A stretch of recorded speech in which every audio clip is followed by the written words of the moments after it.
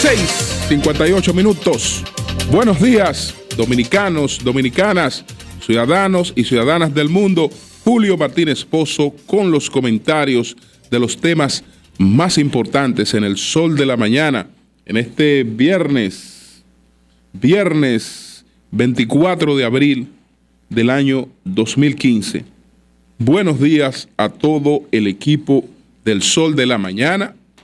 María Elena Núñez, Víctor Gómez Casanova, Eury Cabral, José La Luz, Melton Pineda, Don Amaury Saibar, nuestros colegas de 5 a 7 de la mañana, Yuri Rodríguez, Humberto Paniagua, Andrés Martínez, Álvaro Camaño. Buenos días, Mario Díaz en los controles. En Santiago de los Caballeros, Ramón Paulino. Así late la ciudad corazón. Buenos días, Manuel González Manegonte, nuestro catedrático del sector agropecuario. Helen Gil, nuestra productora. Rafael Díaz, nuestro cronista deportivo. Helen Gil, nuestra productora. Sonia Patiño, nuestra coordinadora. Joa Bernal, a todo el equipo de BTV Televisión. Buenos días a todos y a todas. A las 7 en punto de la mañana, vamos con nuestros comentarios. El Sol de la Mañana. El Sol de la Mañana. El problema de la historia dominicana es que la inmensa mayoría de las personas, la referencia que tienen de la historia dominicana es la referencia escolar, que es una referencia elemental. Y entonces esa historia ha sido recortada. Ha sido recortada para validar las tesis que han dominado en cada etapa.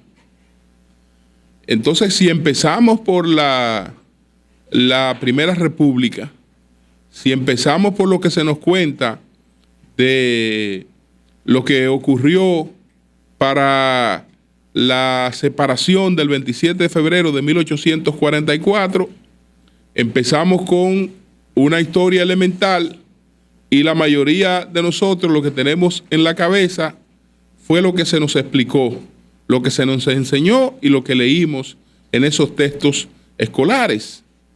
Porque digamos, solo una parte ya por razones intelectuales, de inquietudes, etcétera, hace estudios más profundos. Entonces, en esa parte elemental se nos cuenta que lo que ocurrió el 27 de febrero de 1844 fue producto del trabajo de los trinitarios y de lo que los trinitarios hicieron para poder, digamos, llevar a cabo esa gran empresa. Sin embargo, cuando usted va ya a una historia académica más depurada, se encuentra otra parte del relato. Pero como lo que se quiere es validar la tesis de la traición, si la independencia la produjeron los trinitarios y los trinitarios querían un país libre e independiente, cualquiera que hiciera otra cosa, como fue el hecho concreto del error histórico de una anexión, entonces ese es un traidor. Y por eso la independencia fue producto de los trinitarios. Pero cuando usted entonces, puedo citar algunos casos, ves por ejemplo a Moya Pons, cuando usted lee los historiadores académicos depurados, usted se encuentra con que el cuento tiene otras partes, que no es cierto que fue producto de un solo grupo, que en la gesta de la independencia habían por lo menos 4 grupos con intereses claramente identificados. Estaban los procolombianos son los trinitarios. ¿Por qué? Porque los procolombianos no son más que una derivación del movimiento de Núñez de Cáceres, de aquel movimiento de la independencia efímera. Esa clase media españolizada que va a confluir alrededor de la Trinitaria no es otra cosa que la continuidad de aquel movimiento que encabezó Núñez de Cáceres, ahora con un nuevo líder, Juan Pablo Duarte, posteriormente, ¿no? Pero bueno, que aparte de eso, habían otros 3 grupos. Que había un grupo de los afrancesados, que habría un grupo pro inglés y que había un grupo pro España. Pero sí, yo insisto en enseñarle a los niños que habían esos 3 grupos. ¿Cómo le digo entonces que hubo una traición? Porque, ¿y cómo es que si se produce una afiliación a Francia, los afrancesados traicionaron? Porque para eso era que ellos estaban organizados y eso era lo que ellos querían. Pero si se le dice a los niños también que los trinitarios se adelantaron a declarar la independencia para que no lo hicieran los afrancesados, para que el plan que se impusiera no fuera el de los afrancesados, entonces hay otras cosas que no se entienden. ¿Por qué? Porque usted me podrá decir entonces, lo que tiene que decirme, bueno, los afrancesados no tenían razón. Los afrancesados estaban en un error. Los pro-españoles estaban en un error. Los pro-ingleses estaban en un error. Pero nadie puede ser acusado de traición por hacer lo que se planteaba, por hacer lo que creía, por hacer por lo que trabajaba, porque todos esos grupos, cada uno de esos grupos estaba trabajando para un tipo de independencia acomodada a su criterio. Y si usted quiere también agréguele los intereses o lo que fuere. Entonces, ahí como que no encuadra mucho la tesis de la traición cuando se explican esos elementos. Entonces, se simplifica, no, eso fue obra de los trinitarios y se traicionó a los trinitarios. Esta referencia porque en el caso de la conmemoración hoy del 50 aniversario de la gesta patriótica de abril de 1965, también hay una parte de la historia que se elimina.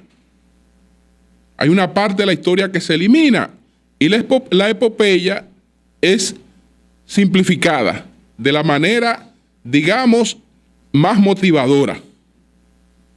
Hay otra parte que se recorta porque esa parte se entiende que hace daño, que disminuye la epopeya y esa parte no se explica, se recorta. Entonces, usted le pregunta a cualquier joven, ¿para qué se hizo qué fue lo que pasó en abril? ¿Por qué surgió esa conspiración militar en abril? La gente le va a decir, bueno, esa conspiración militar surgió para el restablecimiento del gobierno de Juan Bosch. Mentira. Mentira. Esa conspiración se transformó en eso y terminó en eso, pero no se gestó para eso. Entonces, ¿qué fue lo que ocurrió? Que la verdad es que al triunvirato le pasó como al cuento de El Visco del profesor Juan Bosch. Aquella persona que veía 2 toros y 2 ventanas. Los 2 toros lo carrerearon, él huyéndole a los 2 toros, que veía 2 toros y 2 ventanas, se lanzó por la ventana que no era y lo atrapó el toro que era.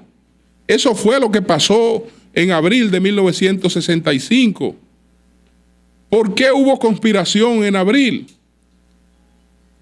Todo parte de los resultados de las elecciones del 20 de mayo. Ahí está la explicación de qué era lo que estaba detrás de la conspiración de abril de 1965. He explicado y he desarrollado la tesis de que lo que ocurrió el 20 de diciembre de 1965 en aquellas elecciones que ganó con un margen de un 60%, el profesor Juan Bosch, fue lo mismo que ocurrió en este país en el año de 1996 en las elecciones que ganó el doctor Leonel Fernández. Una fuerza social, un partido político sin arraigo propio, con votos prestados, con fuerzas prestadas, gana un proceso electoral. Y en el caso de 1996 y en el caso del 20 de diciembre del año 1965 era la misma razón. Leonel Fernández fue presidente por la misma razón por la que Bosch ganó las elecciones del 20 de diciembre de 1962. ¿Cuál fue esa razón? La imposibilidad de Joaquín Balaguer de participar en las elecciones. En la del 96 por impedimento constitucional. En la de el 20 de diciembre de 1962 también por impedimento legal. No podía ser candidato y entonces transfiere sus votos. No hubo un pacto patriótico, no hubo un pacto formal como el del año de 1996, pero sí hubo una transferencia de votos. Aquel cuento de que un hombre llegó al país y en pocos meses conquistó el corazón de los dominicanos es un imposible, porque aquella era una sociedad rural donde no había el desarrollo que hoy tenemos de las comunicaciones, que es probable que un candidato, sin hacer contacto con la mayoría de la gente, le llegue a la gente. En diciembre de 1962, eso no era posible, porque era una sociedad rural. Entonces, lo que sí le llegó a la gente que tenía una determinada inclinación era que su líder no iba a estar en ese proceso, y esas fuerzas entendieron que le era más conveniente un aspirante que otro. Preferimos a este señor que no tiene una fuerza propia, después lo quitamos, hacemos lo que sea, antes que venga la Unión Cívica. Preferimos a este señor que no tiene una fuerza propia, antes que venga el PRD y Peña con Fernando Álvarez Bugar. Y ahí se transfieren los apoyos cuando el dueño de esos apoyos, el que dominaba esos sectores, no puede estar presente en ese proceso electoral.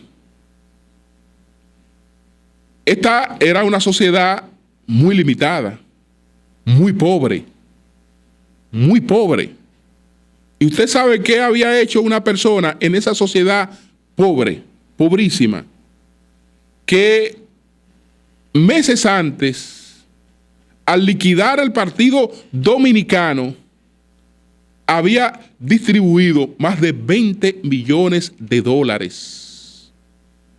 Tomó los fondos del Partido Dominicano, en vez de embolsillárselo o quedarse con una parte, decidió repartirlo plenamente hasta el extremo de que cuando el doctor Balaguer llegó al exilio en Nueva York, no tenía con qué comprar una chaqueta. No tenía con qué comprarse una chaqueta. Lo repartió. Eso, desde luego, en todas las etapas de la vida dominicana ha hecho sus efectos. ¿A quién usted cree que va a querer el pueblo dominicano y un pueblo rural en meses, en unas elecciones? ¿A un desconocido o al que ha hecho esos repartos? ¿Usted cree que ahora es que esta es una sociedad de reparto? Entonces, ¿qué pasa? Que lo que ocurrió en abril de 1965 fue un movimiento militar que lo empezó a organizar una conspiración, el llamado Grupo de San Cristóbal. El llamado Grupo de San Cristóbal lo tenía como líder a Ney Nival Ceja. Entonces el grupo de San Cristóbal empieza a organizar una conspiración militar para traer a Joaquín Balaguer y llevar a Joaquín Balaguer al poder.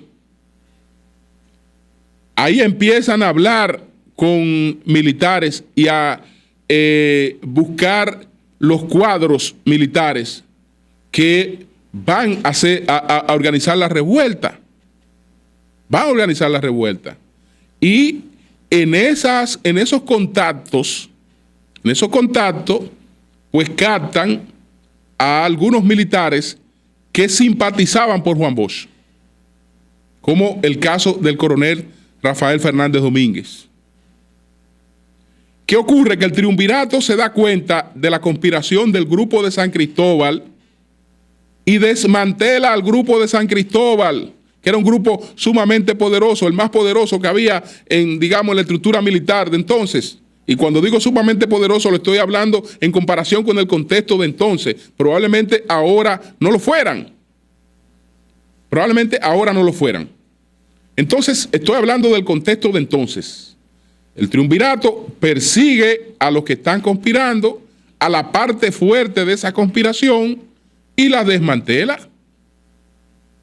Y entonces, otra gente, sobre lo que no había la misma atención, continúan actuando y tienen un terreno fértil.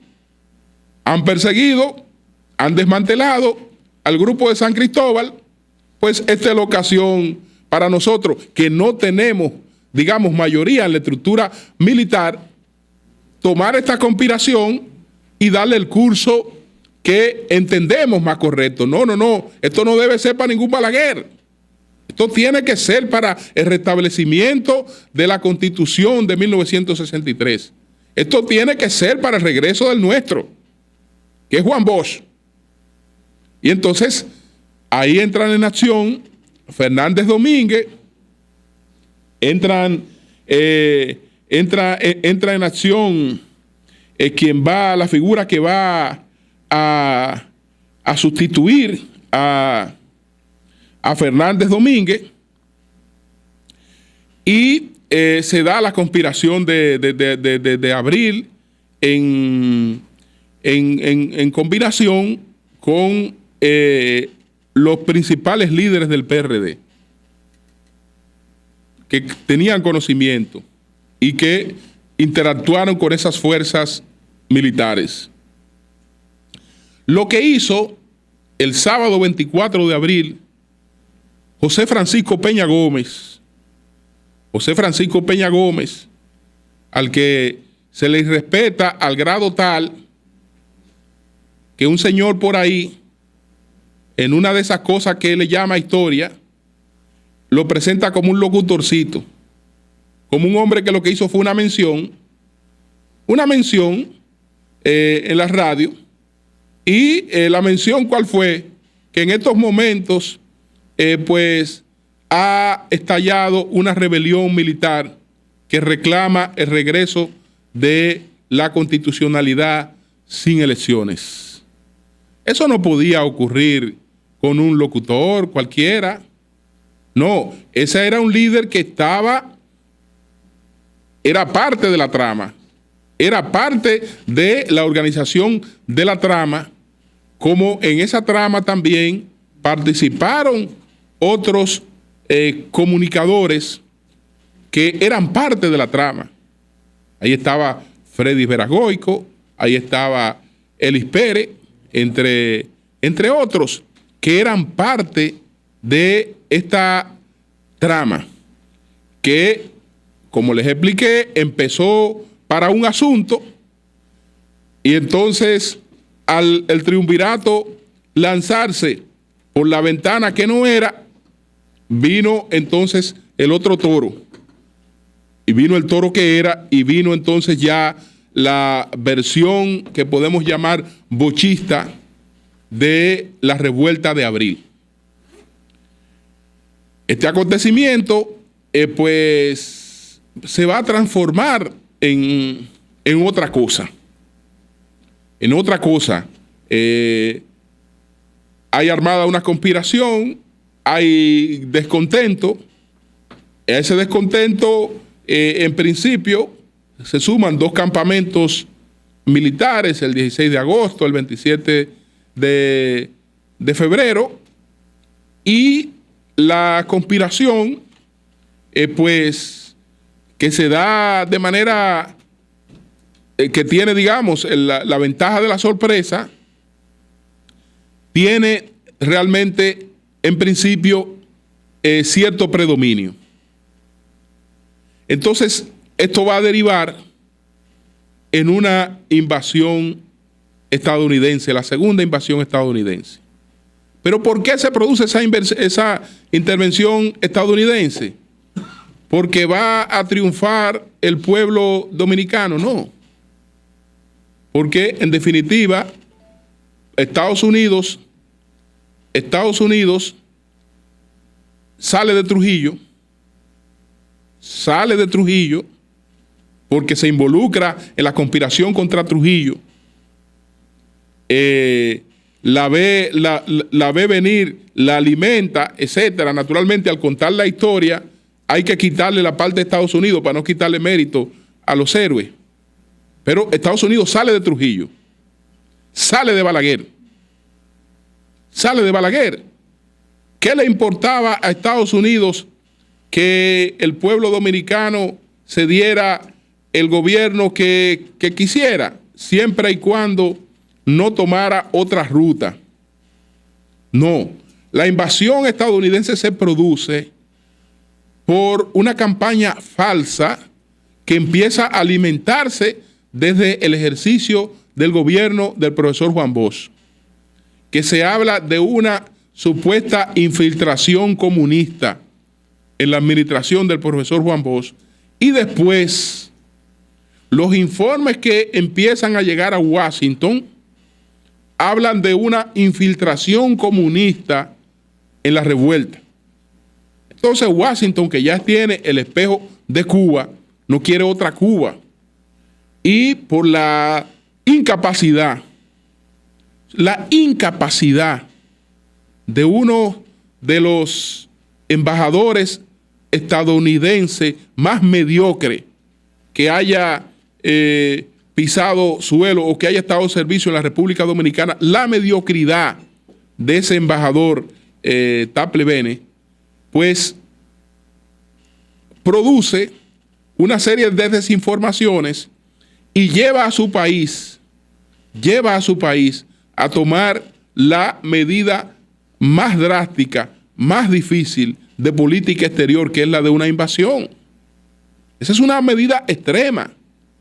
Es una medida extrema que para el caso dominicano, conforme a todas las informaciones que habían reales, era innecesaria. Era innecesaria porque las izquierdas nunca tuvieron el rol que se les atribuyó. Ni con Bosch, que ni siquiera para las elecciones lo apoyaron, ni el movimiento constitucionalista tampoco formaron parte de la orquestación de ese movimiento constitucionalista. Sí intervinieron ya con la prolongación del conflicto, se integraron algunos comandos. Se integraron algunos comandos, pero no fueron los gestores de esa gesta.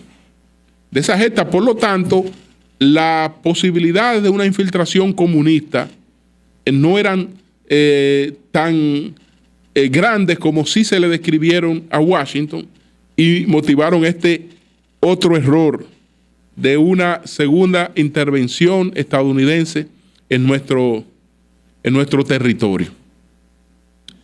¿Para qué? Para acabar con después la celebración de unas elecciones en las que ya todo el mundo sabe lo que pasó. En esas elecciones en las que ya estamos hablando después de la desocupación, aquellas elecciones de 1966 entre Juan Bosch y Joaquín Balaguer, unas elecciones que las gana Joaquín Balaguer, no solo porque en las encuestas la ganaba, sino también porque al otro candidato no se le permitió hacer campaña. Entonces el candidato no pudo crecer porque no hizo campaña. Se le limitó, no pudo salir de su casa, no hizo campaña. Y un candidato que no ha hecho campaña, no ha tenido una campaña, enfrentando a otro que ha hecho campaña, pero que tiene realmente fuerzas sociales que la ha desarrollado ya a través del tiempo, se sabía cuál iba a ser el resultado de esas elecciones. De ahí para allá, pues, conocemos lo que ha pasado y no voy a entrar en eso ahora. De manera que esas son las lecciones de la historia. Arranca un movimiento, las cosas arrancan, tienen una característica y nadie sabe cómo terminen, qué ruta tomen. Por eso es que hay que tener siempre mucho cuidado con la crisis. Usted desata una crisis. Usted no sabe qué cosas pueden pasar en la medida en que los acontecimientos se van desarrollando. Son las 7:25 minutos. El sol de la mañana. El sol de la mañana. El sol de la mañana. Yo quiero, bueno, me refería al coronel Arnaldo Ramírez, que sustituye al coronel Fernández Domínguez. Yo quiero primero saludar la inauguración de la 18ª Feria del Libro Internacional del Libro, dedicada a Perú, acontecimiento que se produjo anoche, como siempre con la presencia del señor presidente de la República. Desearle después éxito al Ministerio de Cultura en esta feria, que tiene una calle dedicada a nuestro compañero Eury Cabral. Esta Feria Internacional del Libro, hay una pregunta que muchas personas se hacen y yo creo que tiene una respuesta lógica. El escritor más trascendente del país, al que se dedica la Feria del Libro, que es el premio Nobel Mario Vargas Llosa, no fue invitado. Y yo creo que tiene razón el Estado Dominicano al no haberlo invitado. No haberlo invitado porque este señor, este formidable escritor, estuvo involucrado en una campaña internacional perversa contra la República Dominicana. Entonces, si el Estado Dominicano no es masoquista, no tenía por qué hacer esto. Entonces, esa es la razón por la que Mario Vargas Llosa no fue invitado a la Feria Internacional del Libro. Es decir, eso habría sido un mal mensaje por parte del gobierno dominicano, que mucha gente no iba a digerir, no iba a entender. Por otra parte, yo quiero saludar el pacto que suscribieron en el día de ayer los aspirantes presidenciales del Partido Revolucionario Moderno. En este pacto, ellos han asumido el compromiso de respetar los resultados de la convención que van a llevar a cabo el próximo domingo. Han creado mediante este pacto un mecanismo de integración. ¿Cómo se van a integrar inmediatamente los equipos de los candidatos que no resulten ganadores al equipo del candidato que resulte vencedor? Ojalá que el Partido Revolucionario Moderno le dé una lección democrática a la República Dominicana, que haga su convención con las reglas que ellos han escogido, que lo que es igual no es ventaja. Hay unas reglas en las que todos se han puesto de acuerdo. Mañana nadie puede alegar que esa regla le fue perjudicial, usted la aceptó. Esas son las reglas mediante las cuales se está haciendo esa convención. Entonces usted tiene que acogerse a esas reglas. Entonces, cuando me refiero a que ojalá den una lección, es esa, que ofrezcan un resultado, que después del resultado se abracen y le presenten una nueva propuesta a este país. Le presenten la posibilidad al electorado de una opción opositora, incluso una opción opositora con capacidad de recomponer la oposición política en el país. A nadie le conviene el descalabro del sistema de partidos. Somos una sociedad en la que mucha gente no tiene contemplado otra cosa que vivir en ella. Entonces, queremos que esta sociedad en la que vivimos sea una sociedad democrática, sea una sociedad sin impunidad, sea una sociedad que combata las desigualdades, es decir, que sea una sociedad que mejore, que haya seguridad, porque de eso se trata. No hay bienestar sin seguridad. No hay bienestar sin seguridad. Entonces, esas cosas, quien la propicia es un sistema político estable y desde luego una sociedad también empoderada que traza pautas que también el liderazgo político tiene que asumir. Nosotros, Sol 106.5, Sol de la mañana, Sol de la tarde, unirán sus equipos en el transcurso del día para llevar una cobertura objetiva de esta convención. No nos interesa presentar los problemas que no ocurran. Las situaciones que no ocurran, no nos interesa presentarlas. Cubriremos lo que ocurra, apostando a que ocurra lo mejor. Así es que aquí estaremos el domingo, si Dios lo permite, acompañando al Partido Revolucionario Moderno en este gran desafío y comunicándolo a todo el país y al mundo. Son las 7:31. Cambio y fuera, Mauricio.